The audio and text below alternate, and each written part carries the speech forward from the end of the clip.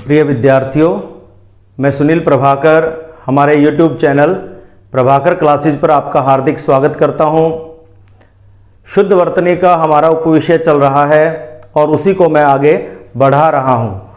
उसी उपविषय में आज हम कुछ और नए शब्दों पर विचार करते हैं। आज का हमारा शब्द है पहला निश्चित। निश्चित शब्द इस तरह से लिखा जाएगा, श से पहले ह्रस्व ई का प्रयोग होगा, श आधा आएगा। ठीक है। निश्चित के बाद निषेध शब्द इस तरह से लिखा जाएगा, निषेध, और निषिद्ध शब्द इस तरह से द के पैर में ध, इस तरह से लिखा जाएगा। जो निषेध शब्द है इसका संधि विच्छेद है नी जमा सेध, और निषिद्ध का है नी जमा सिद्ध। ये दोनों व्यंजन संधि के उदाहरण हैं, विसर्ग संधि के उदाहरण नहीं हैं। निष्कंटक या निष्कलंक, इसमें श मूर्धन्य आएगा, इसमें ये आधा श नहीं आएगा। ठीक है। इसमें इसके बाद निस्संदेह शब्द है, इस तरह से आएगा, या विसर्ग के साथ निःसंदेह, इस तरह से आएगा। ये नीति शब्द में न को बड़ी ई और त को छोटी ई, ऐसे ही रीति शब्द में भी र को बड़ी ई और त को छोटी ई का प्रयोग होता है। ये शब्द आपको विशेष तौर पर ध्यान रखना है। मैंने विसर्ग संधि में बताया था, निरोग, न को दीर्घ ई आएगी। ज्यादातर हम इस तरह से लिखते हैं निरोग, ये शब्द अशुद्ध है। अगर आपको निरोगी शब्द लिखना है तो भी न को तो दीर्घ ई रहेगा, यहां भी दीर्घ ई की मात्रा आएगी। इसी तरह नीरज, नीरस, नीरव, इन सभी शब्दों में न को दीर्घ ई का प्रयोग होगा। नूपुर, न को दीर्घ उ और प को ह्रस्व उ आएगा। नूपुर यानी कि घुंघरू, घुंघरू को नूपुर कहा जाता है, तो ये इस तरह से लिखना है। नौकरी शब्द में औ आएगा, नौकर, नौकरी, इस तरह से। एक शब्द है न्यूनाधिक, न्यूनाधिक, इस तरह से लिखा जाएगा। संधि विच्छेद होता है न्यून जमा अधिक। न्यून मैंने कम, अधिक मैंने ज्यादा, तो अ और अ मिलकर यहां आ हो गया न्यूनाधिक। इसे हम अशुद्ध रूप में न्यूनधिक लिख देते हैं, न्यूनधिक। यहां अ लिख देते हैं जबकि यहां आ आएगा, क्योंकि अ और अ मिलकर यहां आ हो जाएगा। इसके बाद देखिए न्योछावर शब्द इस तरह से लिखा जाएगा। यहां ओ की मात्रा आएगी, आपको इस तरह से नहीं लिखना न्योछावर, ये गलत है। न्योछावर के बाद शब्द है पक्षी। मैं बता चुका हूं पहले, पक्षी शब्द इस तरह से लिखा जाएगा अकेला, लेकिन पक्षी वृंद, पक्षी के साथ कुछ भी अलग से जुड़कर लिखा जाएगा तो यहां ह्रस्व ई हो जाएगी दीर्घ ई की जगह। इसको आप ऐसे भी लिख सकते हैं, ये जो अनुस्वार है ये इस तवर्ग का पंचम वर्ण है। ये अनुस्वार इस तवर्ग का, जिस वर्ग का ये वर्ण है उसी का पंचम है। ये आधा न में भी बदल सकता है, तो पक्षी वृंद इस तरह से, या पक्षी विज्ञान इस तरह से लिखा जाएगा, यहां ह्रस्व ई का प्रयोग होगा। या पक्षी राज, जैसे पक्षियों का राजा गरुड़ है तो पक्षी राज गरुड़, तो यहां ह्रस्व ई का प्रयोग होगा। दीर्घ ई का प्रयोग तब होगा जब अकेला पक्षी शब्द लिखा जाएगा। ऐसे ही प्राणी शब्द अकेला ऐसे लिखा जाएगा, लेकिन प्राणी विज्ञान या प्राणी शास्त्र इस तरह से ह्रस्व ई का प्रयोग होगा। ऐसे ही मैंने मंत्री शब्द बताया था, अकेला मंत्री शब्द ऐसे लिखा जाएगा, लेकिन मंत्रिमंडल या मंत्री परिषद या मंत्रीगण जब लिखेंगे तो यहां त्र को ह्रस्व ई का प्रयोग होगा। आगे देखिए, परमात्मा शब्द ऐसे लिखा जाएगा, परमात्मा, परम जमा आत्मा, ये है परमात्मा। अ और आ मिलकर आ हो गया है। कई लोग इसको ऐसे लिखते हैं, ये गलत है, प्र नहीं है, परमात्मा। परिच्छेद शब्द आधे च का प्रयोग होगा, परिजमा छेद परिच्छेद होता है। व्यंजन आगम संधि का उदाहरण है परिप्रेक्ष्य, कि यह बात किस परिप्रेक्ष्य में कही गई है। परिप्रेक्ष्य का अर्थ होता है संदर्भ, किस संदर्भ में यह बात कही जा रही है। तो परि उपसर्ग है, प्रेक्ष्य, परिप्रेक्ष्य ऐसे लिखा जाएगा।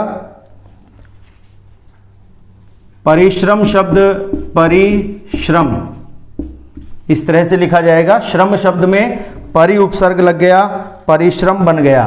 परिषद शब्द में द को हमेशा हल चिन्ह आता है, द को हल चिन्ह का प्रयोग करना है। इसी तरह परीक्षण जो शब्द है, परीक्षक इस तरह से लिखा जाएगा, परीक्षण इस तरह से लिखा जाएगा। यहाँ दीर्घ ई का प्रयोग करना है, ह्रस्व ई का नहीं करना। यह है परिजमा ईक्षक, परीक्षक और परिजमा ईक्षण परीक्षण। अभी मैंने निरीक्षण और निरीक्षक में भी बताया था, इसी तरह से इसमें प्रयोग किया जाएगा। यहाँ ह्रस्व ई है, ये दीर्घ ई है, दोनों मिलकर दीर्घ ई हो जाएंगे। इसके बाद शब्द है परीक्षा। परीक्षा यानी इम्तिहान, एग्जामिनेशन। परि जमा ईक्षा शब्द की संधि से बना है, यहाँ दीर्घ ई का प्रयोग होगा। ह्रस्व ई और दीर्घ ई मिलकर दीर्घ ई हो जाएंगे। एक ये शब्द होता है परीक्षा, कई बार हम इसी परीक्षा शब्द को ऐसे लिख देते हैं तो ये गलत है। इसका मतलब इम्तिहान नहीं होता, परंतु ये भी अपने आप में एक सार्थक शब्द है। परीक्षा, परीक्षा का अर्थ होता है कीचड़ या गीली मिट्टी, तो ये भी शुद्ध शब्द है। लेकिन जब बात इम्तिहान की हो रही हो तो वहां परीक्षा शब्द ये शुद्ध होगा, वहां इसका प्रयोग नहीं होगा, ठीक है। लेकिन ये अपने आप में शुद्ध है, ठीक है। परीक्षा में जब कोई इस तरह का प्रश्न आ जाए कि ये शब्द दे रखा हो, मान लो कोई शब्द दे दिया स्रोत, ऐसे दे दिया 1 2 3 और 4, और एक शब्द दे दिया ये इस तरह से, एक शब्द दे दिया ये इस तरह से, और एक शब्द दे दिया ये। अब हमसे पूछा गया कि इनमें से शुद्ध शब्द कौन सा है, तो हम देखेंगे ये अशुद्ध है, स्रोत नहीं होता, स्रोत शब्द होता है ऐसे। परीक्षा शब्द ये शुद्ध भी हो सकता है, अशुद्ध भी हो सकता है। अभी हम और शब्दों पर विचार करेंगे। सीढ़ी, सीढ़ी शब्द गलत है, शुद्ध शब्द होता है सीढ़ी, तो ये भी गलत हो गया। प्रतिज्ञा ये शुद्ध शब्द है, हमें शुद्ध छांटना है, तो ये तो शुद्ध है ही, हमें पता है, तो हम इसको अशुद्ध मानेंगे, यानी हम ये मानेंगे कि ये ऐसे लिखा जाना चाहिए था लेकिन ऐसे लिख दिया, तो इसको अशुद्ध में हम गिनेंगे, तो हमारा उत्तर ये हो जाएगा ये। इस तरह से परीक्षा में प्रश्न को किस ढंग से पूछा गया है, कौन कौन से विकल्प दिए गए हैं, उनमें से सबसे बढ़िया विकल्प क्या हो सकता है, हमें इस पर अवसर देखने पर, मौके पर ही हम इस पर विचार कर सकते हैं। अभी पहले कुछ भी बताना मुश्किल है। तो दोनों शुद्ध हैं, आप मौका देखें किस तरह से प्रश्न को पूछा गया है।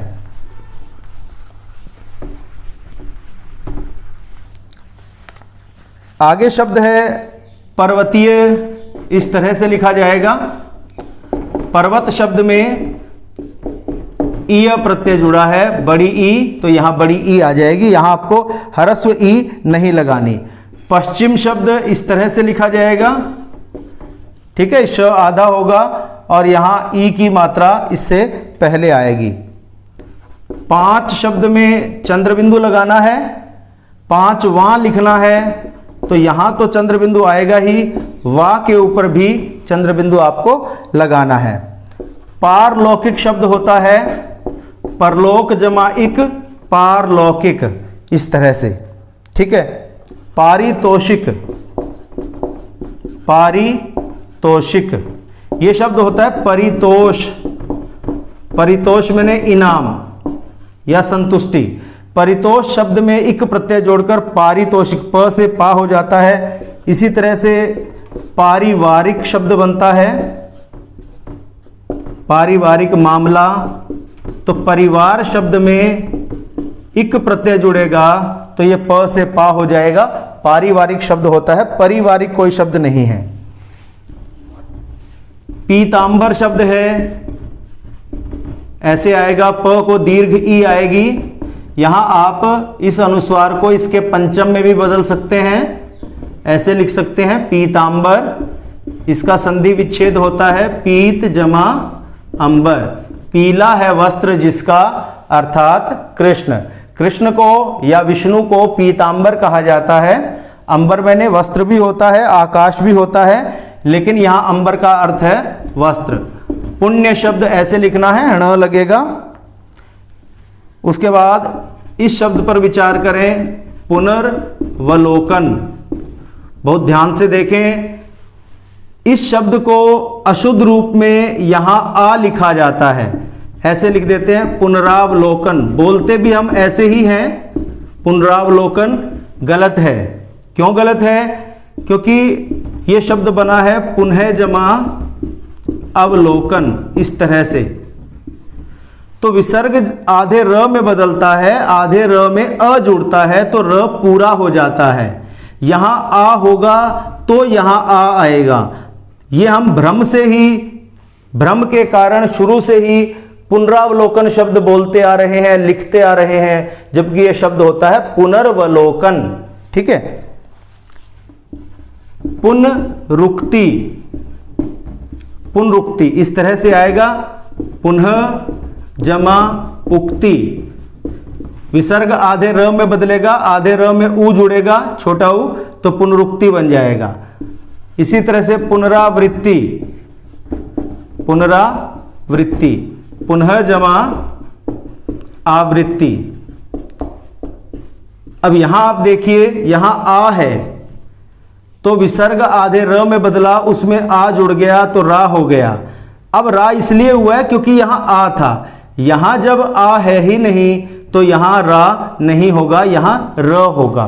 इसके बाद देखिए, ये शब्द है पुरस्कार, ठीक है।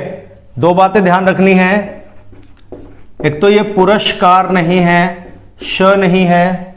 दूसरा, कई बार हम इस र को ऊ की मात्रा लगा देते हैं, पुरस्कार, तो पुरस्कार भी नहीं है, पुरस्कार। पुरः इसका संधि विच्छेद होता है पुरः जमा कार, तो ऊ की मात्रा तो यहां नहीं आएगी क्योंकि ये पुरः शब्द है, ये गलत हो गया।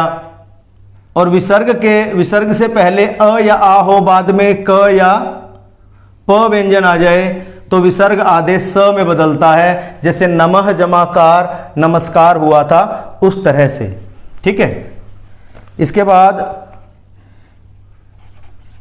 पुरुषोत्तम, यहां उ आएगा क्योंकि ये पुरुष शब्द से बना है। पुरुष में र को उ है, ह्रस्व उ, पुरुष जमा उत्तम, पुरुषोत्तम। अ और उ जब मिलते हैं तो गुण संधि होती है, अ और उ मिलकर ओ हो जाते हैं, तो पुरुषोत्तम हो गया। पुरुषों में उत्तम, ये अधिकरण तत्पुरुष समास है यहां, ठीक है। पूजा पूजनीय, ये मैं बता चुका हूं। पूर्ण शब्द है, प को दीर्घ उ आएगा। पूर्ति शब्द में भी प को दीर्घ उ और त को ह्रस्व ई, पूर्ति शब्द ऐसे लिखा जाएगा। पृथक शब्द क को हल चिन्ह लगेगा, पूर्वाहन इस तरह से आधा ह आएगा, ह को हल चिन्ह, और ये ऐसे लिखा हो तो गलत है।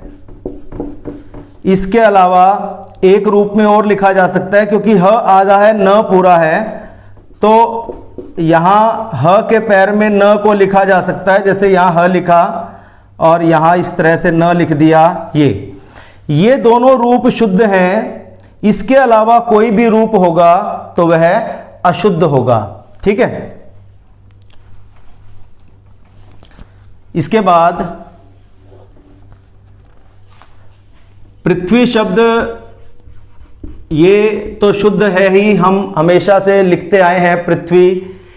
एक शब्द और है पृथ्वी, ऐसे लिखा जाता है पृथ्वी, पृथ्वी। ये शब्द भी शुद्ध है, गलत नहीं है। इसी पृथ्वी शब्द से इसमें जब अ प्रत्यय जुड़ता है तो यहां मैंने बताया था, जब री हो शुरू में और अ प्रत्यय जुड़े तो री को आर हो जाता है। तो प जब इसमें से री को निकालेंगे, क्योंकि री आर में परिवर्तित हो जाता है, तो यहां आर ऐसे आएगा। और थ यहां कोई अंतर नहीं पड़ना, व में से ई निकल जाएगा और अ जुड़ जाएगा, तो ये व पूरा हो जाएगा। अब इसको जोड़ देंगे, प और आ, पा, र आधा है वो इसके ऊपर चला जाएगा, और ये व। इस पृथ्वी शब्द से ही पार्थिव शब्द बना है। हम कहते हैं ना कि पार्थिव शरीर, तो ये पृथ्वी से ही बना है, इससे नहीं बना, इससे बना है। ये शुद्ध शब्द है। ठीक है।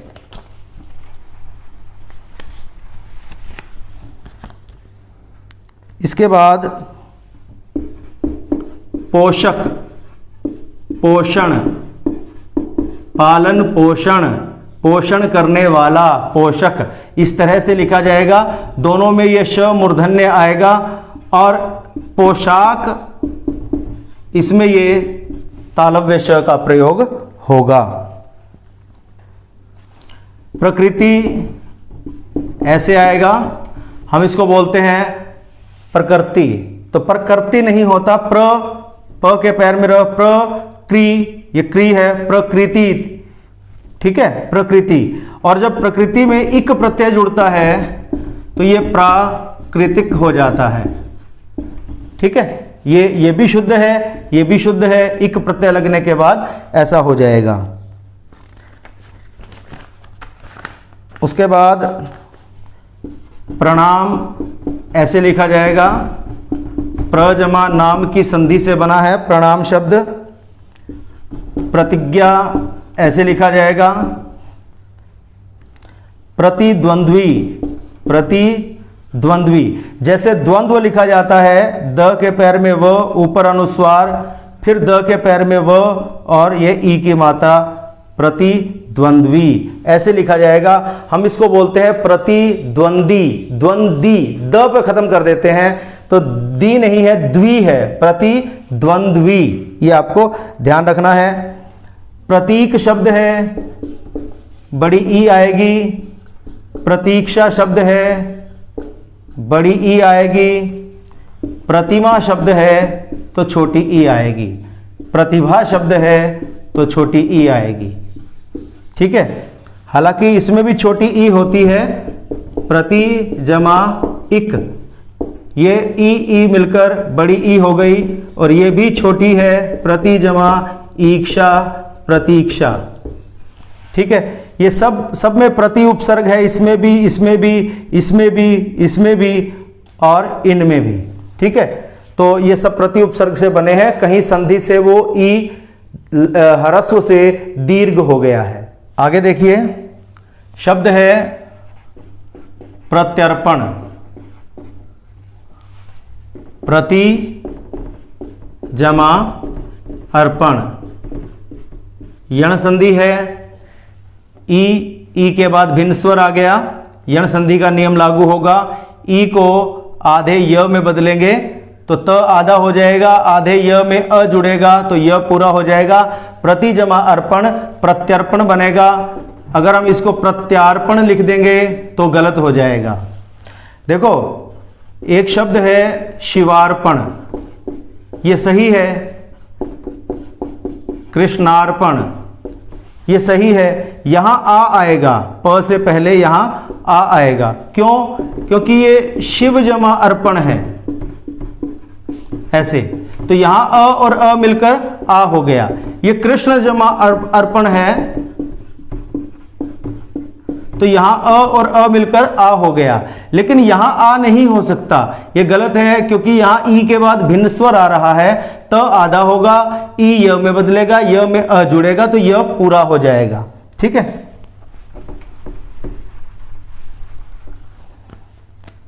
इसके बाद प्रत्युपकार, ऐसे लिखा जाएगा, प्रति जमा उपकार। ये भी यण संधि के नियम के अनुसार है। उपकार के बदले किया गया उपकार प्रत्युपकार कहलाता है। प्रदर्शनी, ऐसे लिखा जाएगा। मूल शब्द है दर्शन, दृश्य धातु से बना है। दृश्य धातु में अन्न प्रत्यय लगकर दर्शन बना। दर्शन शब्द में प्र उपसर्ग लगा दिया, प्रदर्शन बन गया। प्रदर्शन में ई प्रत्यय जोड़ दिया, तो ये ई प्रत्यय की मात्रा जुड़ जाएगी, प्रदर्शनी शब्द बन जाएगा। ठीक है। एक शब्द है प्रियदर्शिनी। यहां न को भी ह्रस्व ई, श को भी ह्रस्व ई का प्रयोग हुआ है, यहां नहीं हुआ। ये जो शब्द है ये अलग तरह से बना है। ये शब्द बना है, दर्शी शब्द है। दर्शी मैंने देखने वाला। ठीक है। दर्शी शब्द में प्रिय ये शब्द जुड़ गया, प्रियदर्शी बन गया। प्रियदर्शी का मतलब है कि जिसके दर्शन हमें प्रिय हो। ये पुल्लिंग शब्द है, प्रियदर्शी, जिसके दर्शन प्रिय हो। जब इसमें इनी प्रत्यय जुड़ेगा तो यहां अंत में दीर्घ ई है, ये निकल जाएगा और इसका ई जुड़ जाएगा, तो ये इस तरह से हो जाएगा। और ये नी, प्रियदर्शिनी, यानी वह महिला, वह स्त्री जिसके दर्शन प्रिय हो उसे प्रियदर्शिनी कहा जाता है। यहां ई नहीं है, यहां ई की मात्रा आएगी। प्रशंसा शब्द, प्रशंसा, ऐसे लिखा जाएगा, पहले श फिर स, प्रशंसा। एक शब्द है प्रष्टव्य। प्रष्टव्य का अर्थ होता है पूछने योग्य, तो यहां प्र आएगा, प्रष्टव्य, पूछने योग्य। एक ये शब्द है प्रसाद। जयशंकर प्रसाद, जो हम कोई किसी देवता की पूजा करते हैं उसका जो प्रसाद बांटते हैं वो भी यही प्रसाद होता है।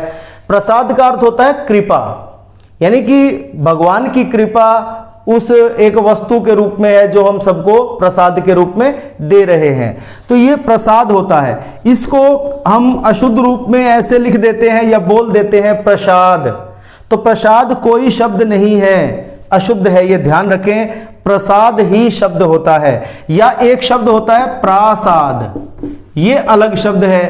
प्रासाद का अर्थ होता है महल, कि सम्राट अशोक अपने प्रासाद में चले गए, तो वहां प्रासाद का मतलब है महल। लेकिन जो देवता का प्रसाद होता है वो प्रसाद है, वो प्रसाद नहीं है। ठीक है। आगे देखिए, प्राप्ति शब्द ऐसे लिखा जाएगा, प्रामाणिक।